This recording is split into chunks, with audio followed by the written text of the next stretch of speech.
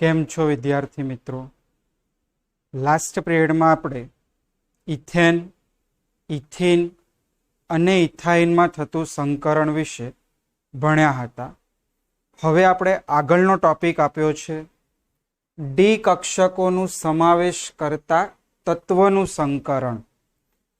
છેલ્લા લેક્ચરોમાં આપણે જે પણ સંકરણ ભણ્યા એમાં માત્ર ને માત્ર એસ અને પી કક્ષકોનો જ સમાવેશ થતો હતો. આજના આ લેક્ચરમાં આપણે ડી કક્ષકોનો સમાવેશ થતા તત્વોનું સંકરણ ભણવાનું છે.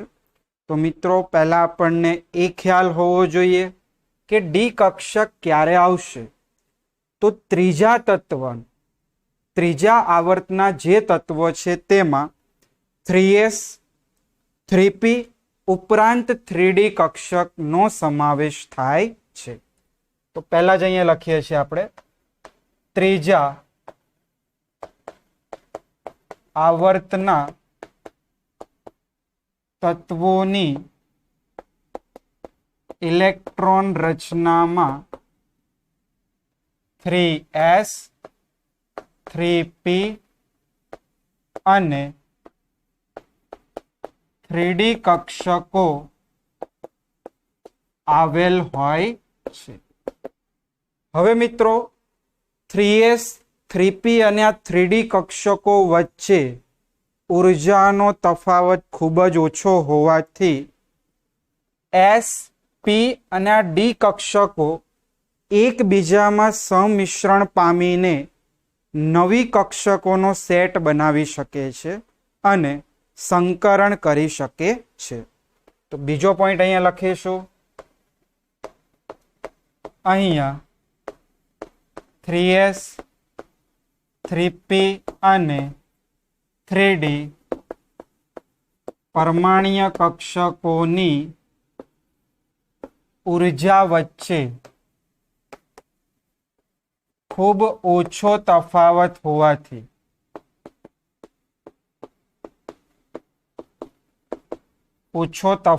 હોવાથી તેઓ સંમિશ્રણ પામી નવી સંકૃત કક્ષકો રચે છે. ક્લિયર? હવે આપણે આજે મેઇન બે પ્રકારના સંકરણો ભણવાના છે. બે ઉદાહરણ જોવાના છે. PCl5 માં થતું સંકરણ અને SF6 માં થતું સંકરણ. તો મિત્રો, મેં તમને છેલ્લા પીરિયડની અંદર સંકરણ કઈ રીતે શોધવામાં આવે છે તે સમજાવ્યું હતું. તો બે ઉદાહરણ આપણે જોવાના છે. પહેલું PCl5 માં થતું સંકરણ. તો જો PCl5 માં કયું સંકરણ થશે, તો મેં તમને મેથડ આપી છે. મધ્યસ્થ પરમાણુ ફોસ્ફરસ, એના સંયોજકતા ઇલેક્ટ્રોન કેટલા થશે? 5. મધ્યસ્થ પરમાણુ જે આ છે જેનું સંકરણ તમે ભણવાના છો એ જ પરમાણુનું સંયોજકતા ઇલેક્ટ્રોન 5 લખ્યા, પ્લસ એ જ પરમાણુના અબંધકારક ઇલેક્ટ્રોન યુગ્મ. તો ફોસ્ફરસ પાસે 5 ઇલેક્ટ્રોન આ ક્લોરીન જે 5 છે એની સાથે બંધ બનાવવામાં વપરાઈ જશે. એટલે ફોસ્ફરસ પરમાણુ પાસે કેટલા અબંધકારક ઇલેક્ટ્રોન યુગ્મ વધ્યા? 0. એટલે જવાબ શું આવ્યો? 5.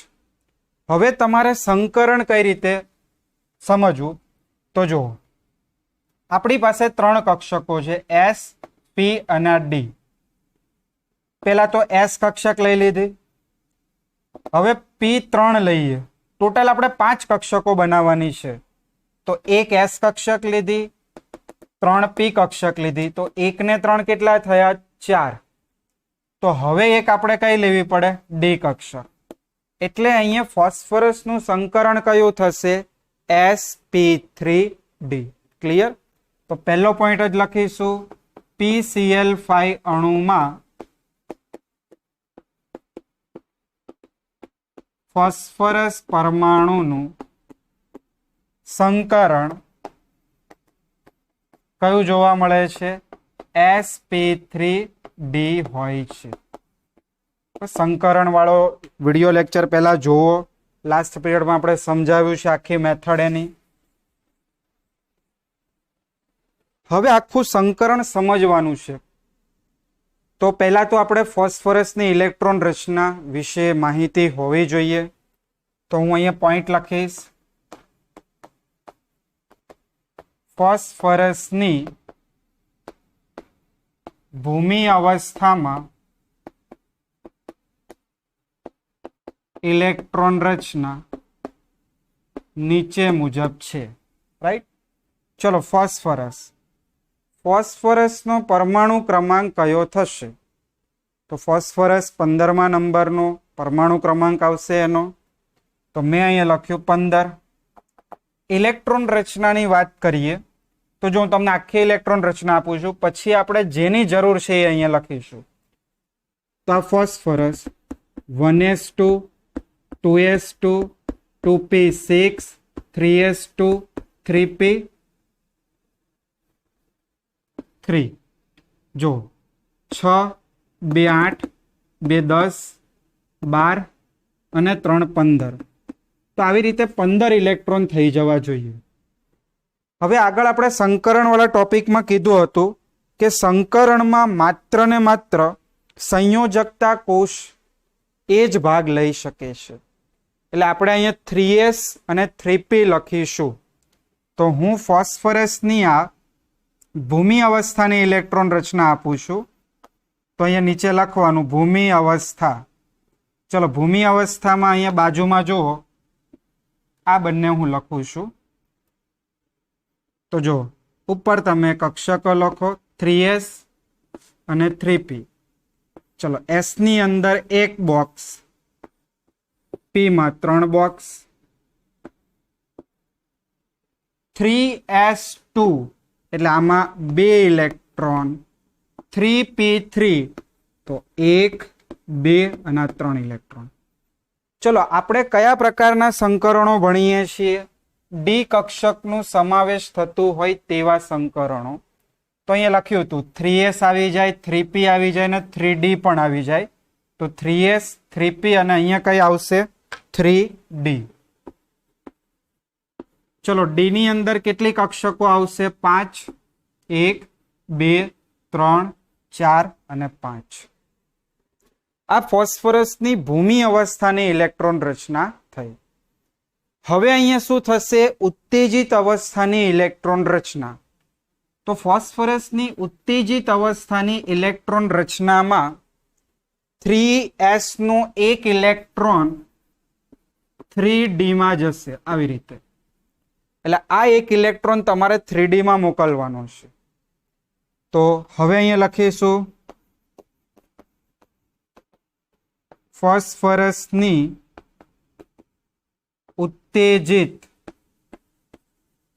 અવસ્થાની ઇલેક્ટ્રોન રચના. એટલે આ ફોસ્ફરસ નીચે આપી દીધું ઉત્તેજિત અવસ્થા. આ એક ઇલેક્ટ્રોન 3d માં જશે. તો આપણે લખાય 3s 3p અને 3d.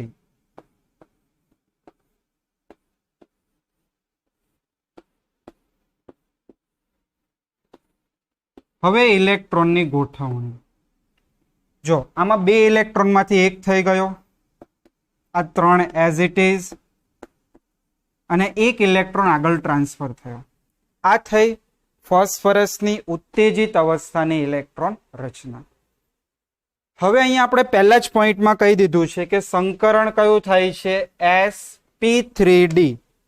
એટલે s ની ઉપર કઈ જ નથી એટલે એક કહેવાય. એટલે એક 3s કક્ષક, 3 3p કક્ષક અને એક 3d કક્ષક સંમિશ્રિત થઈને નવી કેટલી કક્ષકો બનાવશે? તો સરવાળો કરો. 1 2 3 4 5. 5 નવી કક્ષકો બનાવે છે. તો હવે આપણે આખી એની વ્યાખ્યા લખીશું. sp3d સંકરણની વ્યાખ્યામાં શું આવશે? તો લખવાનું અહીંયા ફોસ્ફરસની उत्तेजित अवस्था में एक 3s कक्षक 3 3p कक्षक અને એક 3d કક્ષક સમિશ્રણ પામી નવી કેટલી બનાવશે 1 2 3 4 5 નવી 5 sp3d સંકૃત કક્ષકો બનાવે છે અને આ સંકરણને શું કહીશું? આ સંકરણને sp3d સંકરણ કહે છે। હવે જ્યારે પણ sp3d સંકરણ થતું હોય ત્યારે કક્ષકો ત્રિકોણીય દ્વિપિરામિડલની આકારમાં ગોઠવાશે। અહીંયા આપણે આખું એનું કક્ષકીય બંધારણ પણ જોશું। તો અહીંયા લખીશું આકાર કેવો આવશે? ત્રિકોણીય દ્વિપિરામિડલ। ચલો હવે આપણે એનું આખું બંધારણ વિશે સમજીએ। તો અહીંયા આપણે વ્યાખ્યામાં કીધું ટોટલ 5 કક્ષકો બને છે। હું તમને અહીંયા કક્ષકીય બંધારણ પણ આપું છું અને ત્યારબાદ ચોપડીમાં આપેલું બંધ રેખાવાળું બંધારણ પણ સમજાવું છું। તો આ વધારાનું છે કક્ષકીય બંધારણ, એટલે કે કક્ષકો સાથેનું બંધારણ આપું છું। તો પહેલા તો આપણે ફોસ્ફરસને વચ્ચે ગોઠવી દઈશું કંઈક આવી રીતે, આ ફોસ્ફરસ। ચલો હવે ફોસ્ફરસ નું સંકરણ sp3d થઈ છે। કેટલી કક્ષકો થઈ? 5 કક્ષકો। આ 5 કક્ષકોને તમારે ત્રિકોણીય દ્વિપિરામિડલ આકારે ગોઠવવાનું છે। તો હું આવી રીતે ગોઠવું છું।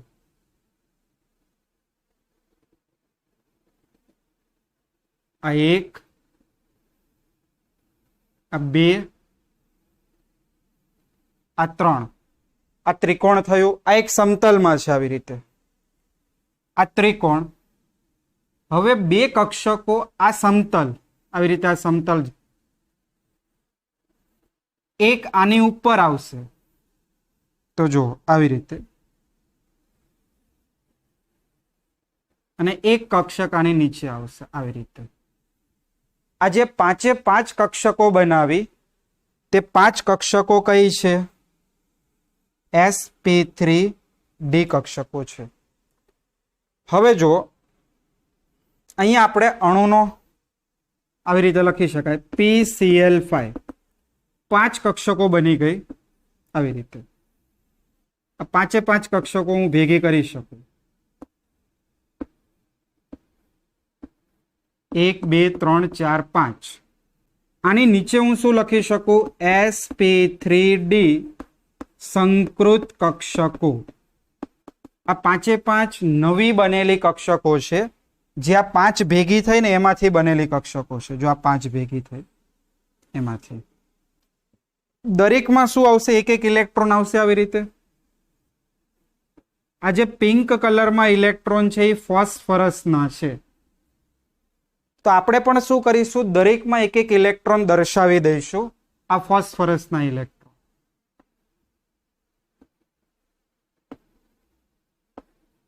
થઈ ગયું ક્લિયર? હવે ફોસ્ફરસની પાસે ક્લોરીન પરમાણુ કેટલા છે? 5। હવે ક્લોરીન 5 છે, દરેક બોક્સમાં એક ક્લોરીન પરમાણુનું એક ઇલેક્ટ્રોન ભાગીદારી કરશે। હું હવે પીળા કલરના ચોકથી ક્લોરીન પરમાણુના ઇલેક્ટ્રોન દર્શાવું છું આવી રીતે। આ શું છે? ક્લોરીન પરમાણુનો ઇલેક્ટ્રોન। તો અહીંયા પણ આપણે યલો કલરના ચોકથી આ ક્લોરીન પરમાણુનો ઇલેક્ટ્રોન, પણ ક્લોરીન પરમાણુની કઈ કક્ષક આવશે? તો એ પણ તમે સમજી શકો, આ Cl। એટલે 1s2 2s2 2p6 3s2 3p5 ક્લોરીનમાં p કક્ષક આવશે તો આપણે અહીંયા શું કરવું પડે દરેક ક્લોરીન પરમાણુ આ એક અહીંયા ઉપર આ બીજો ત્રીજો આ ચોથો અને આ પાંચમો દરેક ક્લોરીન ની p કક્ષક આવી રીતે શીર્ષથી શીર્ષ પ્રકારનું સમિશ્રણ પામશે અને કયા બંધ બનશે સિગ્મા બંધ બનશે ક્લોરીનનો ઇલેક્ટ્રોન યલો આ સમિશ્રણ થાય છે અને આ સમિશ્રણને કારણે આ 1 આ 2 આ 3 આ 4 અને આ 5 બંધ બને છે ફોસ્ફરસ અને ક્લોરીન વચ્ચે તો આવી રીતે તમે એને સમજાવી શકો છો હવે આપણે ચોપડીની આકૃતિ ખૂબ જ સરળતાથી ખ્યાલ આવે જો ચોપડીની આકૃતિ પહેલા આપણે બંધ કોણ વિશે પણ સમજી લઈએ આ આખું એક સમતલમાં છે હવે સમતલની અંદર મારે આ બંધની વાત કરવી હોય ક્લોરીન ફોસ્ફરસ અને આ ક્લોરીન તો આ જે આખો બંધ છે એ કેટલો થશે 120 થશે આવા 3 બંધનું નિર્માણ થશે જો ફોસ્ફરસ ક્લોરીન ક્લોરીન પછી અહીંયા ક્લોરીન ફોસ્ફરસ આ પણ 120 થાય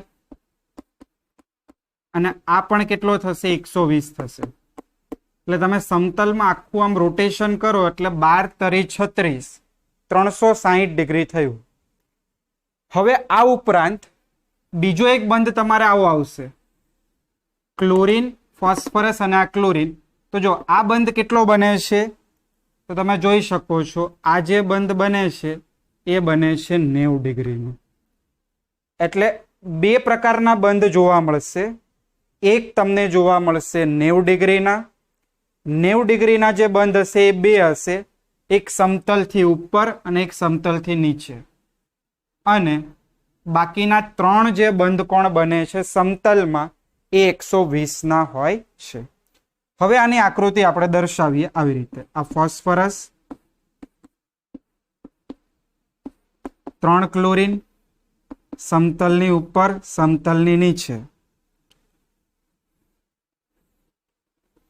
આવી રીતની આપણે રચના સમજી શકાય આ જુઓ સમતલ ઉપર એક પિરામિડ બન્યું અને એવી જ રીતે સમતલની નીચે આ બીજું એક પિરામિડ બને છે એટલા માટે આનો આકાર શું હોય છે ત્રિકોણીય દ્વિપિરામિડલ આ ત્રિકોણ એક પિરામિડલ આ ક્લોરીન છે એને આ 3 ક્લોરીન સાથે જોડો તો આ એક પિરામિડલ બને અને બીજું પિરામિડલમાં નીચે જોડો તો એક બીજું પિરામિડલ બને માટે આને શું કહીએ છીએ ત્રિકોણીય દ્વિપિરામિડલ કહીએ છીએ બંધ કોણ તો મેં તમને કીધા ક્લોરીન ફોસ્ફરસ ક્લોરીન કેટલું હોય છે 120 હવે અહીંયા બંધની વાત કરીએ બે પ્રકારના બંધ જોવા મળશે સમતલમાં રહેલો બંધ સમતલમાં જે ફોસ્ફરસ અને ક્લોરીન વચ્ચેનો આ બંધ હોય છે આ 1 આ 2 અને આ 3 તો સમતલમાં 3 ફોસ્ફરસ ક્લોરીન બંધ જે કયા પ્રકારના હોય છે તો વિષુવવૃત્તીય બંધ હોય છે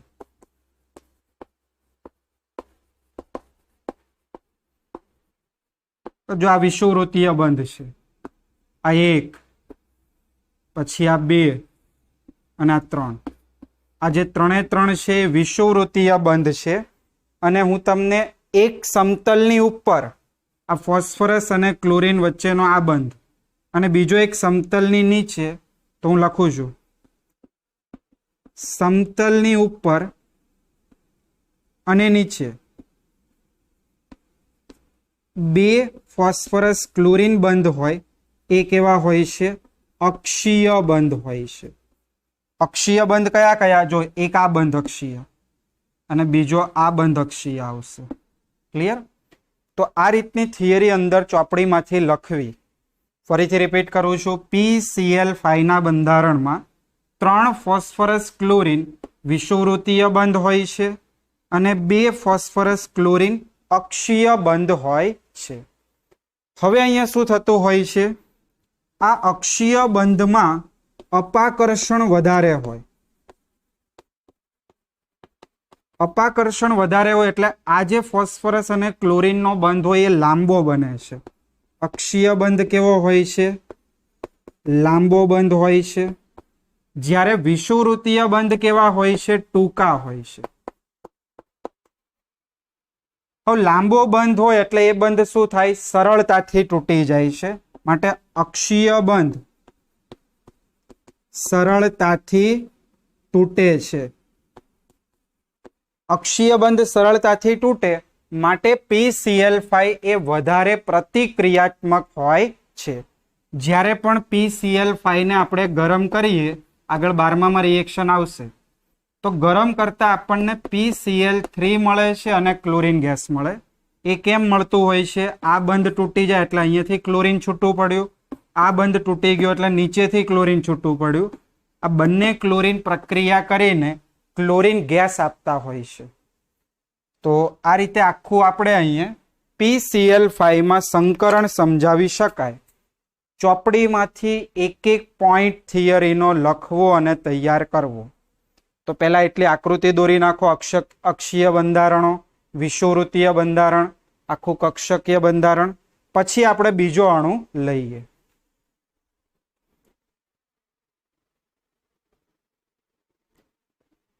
ચલો, બીજું ઉદાહરણ આપણે જોવાનું છે SF6. SF6 માં સલ્ફરનું સંકરણ સમજાવો. તો જો SF6 માં સલ્ફરનું સંકરણ આપણે સમજીએ કયું જોવા મળે છે. તો પહેલા તો સલ્ફરના સંયોજકતા ઇલેક્ટ્રોન કેટલા? 6. હવે સલ્ફર પર રહેલા અબંધકારક ઇલેક્ટ્રોન યુગ્મ કેટલા? તો 6 સંયોજકતા ઇલેક્ટ્રોન આ 6 ફ્લોરીન સાથે બંધ બનાવવામાં ઉપયોગ થઈ ગયા એટલે અબંધકારક આવશે 0. સરવાળો કેટલો મળ્યો? 6. હવે 6 સરવાળો મળે તો તમારે S, P અને D કક્ષકોનો ઉપયોગ કરીને 6 નવી કક્ષકો બનાવવાની થાય. તો એક આપણે S લઈએ, 3 આપણે P લઈએ અને બાકી રહેલી 2 કઈ લેવી પડે? D. તો જો 1 + 3 + 2 ટોટલ કેટલા થઈ ગયા? 6. તો આવી રીતે 6 નવી કક્ષકો બનશે. માટે અહીંયા સલ્ફરનું સંકરણ કયું જોવા મળે છે? sp3d હોય છે. પોઈન્ટ નંબર 2, સલ્ફરની ભૂમિ અવસ્થાની ઇલેક્ટ્રોન રચના. તો જો સલ્ફર 16 પરમાણુ ક્રમાંક. આગળ જેવી ફોસ્ફરસ માટે લખી હતી એવી જ લખી શકાય. શું આવશે? 3s, 3p અને 3d. 3s માં 2 ઇલેક્ટ્રોન અને 3p માં 4 ઇલેક્ટ્રોન.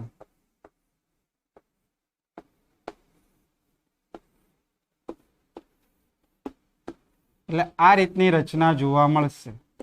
આ 5 બોક્સ, 3 બોક્સ, ચલો 2 ઇલેક્ટ્રોન, 1 2, 4 ઇલેક્ટ્રોન, 1 2 3 4. આમાં 0 ઇલેક્ટ્રોન છે એટલે ઇલેક્ટ્રોન નથી દર્શાવવાનું. ત્યારબાદ સલ્ફરની ઉત્તેજિત અવસ્થામાં ઇલેક્ટ્રોન રચના. ચલો, સલ્ફરની ઉત્તેજિત અવસ્થામાં ઇલેક્ટ્રોન રચનામાં શું થશે?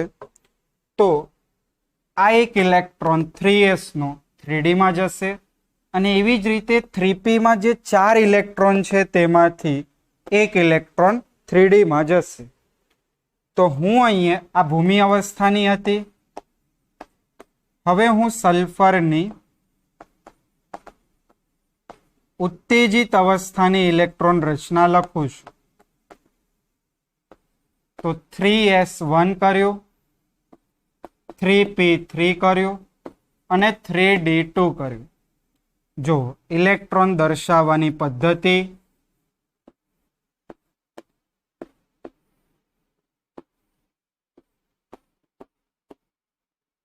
एक इलेक्ट्रॉन, आ 3 इलेक्ट्रॉन અને આ 2 इलेक्ट्रॉन। હવે શું આવશે? વ્યાખ્યા આવશે। કોની વ્યાખ્યા? sp3d2 સંકરણની વ્યાખ્યા। તો વ્યાખ્યામાં શું લખીશું? સલ્ફર પરમાણુની ઉત્તેજિત અવસ્થાની इलेक्ट्रॉन रचना में एक 3s कक्षक, आ एक 3s कक्षक, पछी 3 3p कक्षक अने 2 3d कक्षक को समिश्रण पामी नवी। तो जो नवी केटली कक्षको बनशे? तो अहीं आपणे बॉक्स बनावीए। टोटल संकरण में एटली कक्षको समिश्रित थाय छे, गणी लो। तो जो 1 2 3 4 5 6, तो नवी केटली कक्षको बनशे? 6 बनशे। नवी 6 sp3d2 संकृत कक्षको बने छे। आ संकरण ने शू कहीए छे? sp3d2 संकरण कहे छे। चलो આપણે અહીંયા સંકરણ દર્શાવીએ, નવી કક્ષકો દર્શાવીએ। sf6। તો જો 1 2 3 4 5 6 6 બોક્સ બનાવવાના।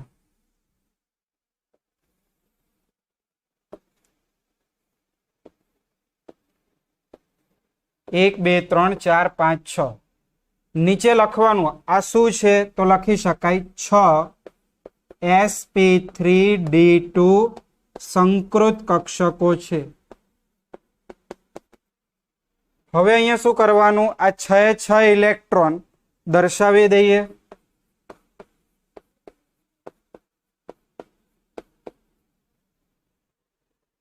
हवे जे नवी 6 संकृत कक्षको उत्पन्न थई छे तेने आपणे कया आकारे गोठववानी थशे?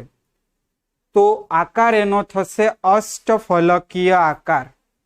तो हूँ पहला तमने अहींया कक्षकीय बंधारण आपું છું।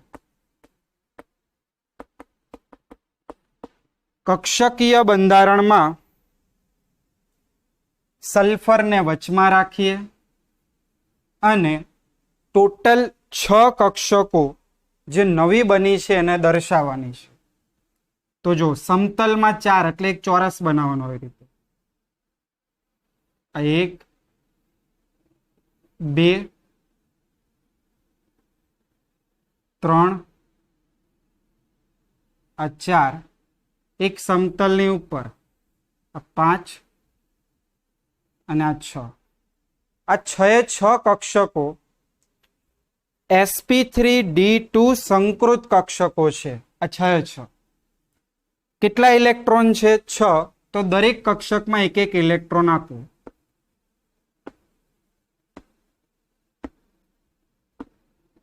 चलो हवे शुं थशे? अहींया सल्फरनी बाजुमां 6 फ्लोरीन परमाणु छे। दरेक फ्लोरीन परमाणुनो एक एक इलेक्ट्रॉन आ सल्फरना sp3d2 संकृत कक्षक में रहेला एक इलेक्ट्रॉन साथे छेड़े छेड़ाथी समिश्रण करशे अने सिग्मा बंधनी रचना करशे। तो हवे आपणे पिंक कलरना चॉकथी फ्लोरीन परमाणुनी परमाणुीय कक्षक जे पी कक्षक छे एने दर्शावीए। तो जो आ एक फ्लोरीन, बीजो फ्लोरीन, त्रीजो फ्लोरीन, चौथो, पांचमो अने आ छठो। 6 फ्लोरीन परमाणुनी 3p कक्षक समिश्रण में भाग लेशे। આવી રીતે શીર્ષથી શીર્ષ પ્રકારનું સંમિશ્રણ જોવા મળે છે.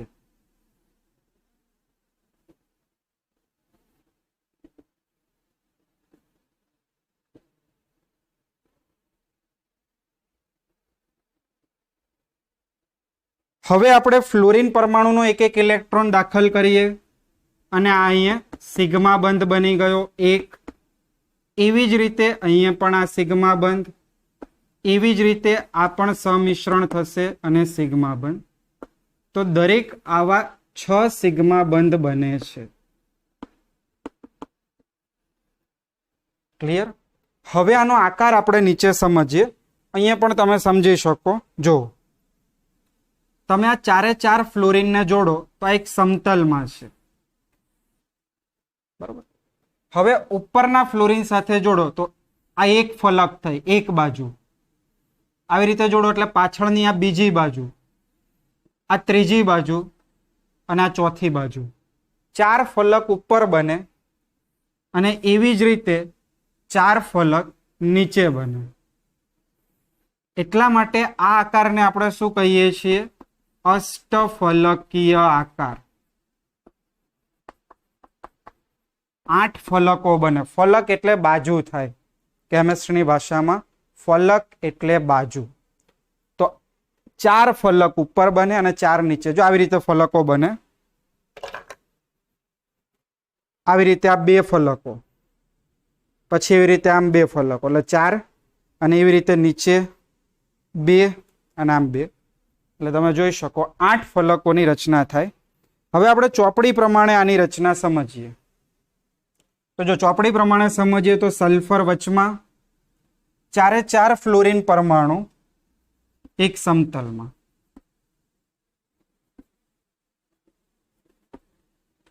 આ બંધ બન્યા સિગ્મા બંધ. દરેકે દરેક સિગ્મા બંધ બને છે. જો અહીંયા છેડા પરથી થતું સમિશ્રણ છે. આ ઉપરાંત એક ફ્લોરિન ઉપર અને એક ફ્લોરિન નીચે. ચલો આને જોડી દો તો આ રીતની રચના મળશે. આ 4 ફલક ઉપર અને એવી રીતે આ 4 ફલક નીચે, અને આ રચનાને શું કહીશું? અષ્ટફલકીય. અને આની અંદર જે ખૂણો મળશે એ બધા 90ના ખૂણા હશે. જો કઈ રીતે? તો તમે જોઈ શકો આ ચોરસની અંદર આ મારે ખૂણોની વાત કરવી હોય, ફ્લોરિન સલ્ફર ફ્લોરિન, તો આ કેટલાનો ખૂણો બને? આ 90નો. આ ખૂણો વાત કરો તો આ ખૂણો પણ કેટલાનો હોય? 90નો. એવી રીતે આ ખૂણો પણ કેટલો હોય? 90નો. અને આ પણ કેટલો હોય? 90નો. ટોટલ જો આવું રાઉન્ડ મારો એટલે કેટલું થઈ જાય? 360. એવી રીતે ઉપરનો જે આ બંધ હોય છે એ પણ કેટલાનો હોય છે? 90નો હોય છે. એટલે જેટલા પણ ખૂણા બને છે એ બધા 90ના બને છે. અને અહીંયા હું ફ્લોરિનના ઇલેક્ટ્રોન દર્શાવું છું. આજે આપણે ફ્લોરિનના ઇલેક્ટ્રોન અહીંયા સમિશ્રણમાં વાપર્યા એ ઇલેક્ટ્રોન અહીંયા દર્શાવ્યા. નીચે મેં ફ્લોરિન લખ્યું. તો આ હતું SF6 ના અંદર સલ્ફરનું સંકરણ. થિયરી ચોપડીમાંથી લખવી. આ કક્ષકીય બંધારણ છે અને આ બંધ રેખાવાળું બંધારણ છે. લખી નાખો.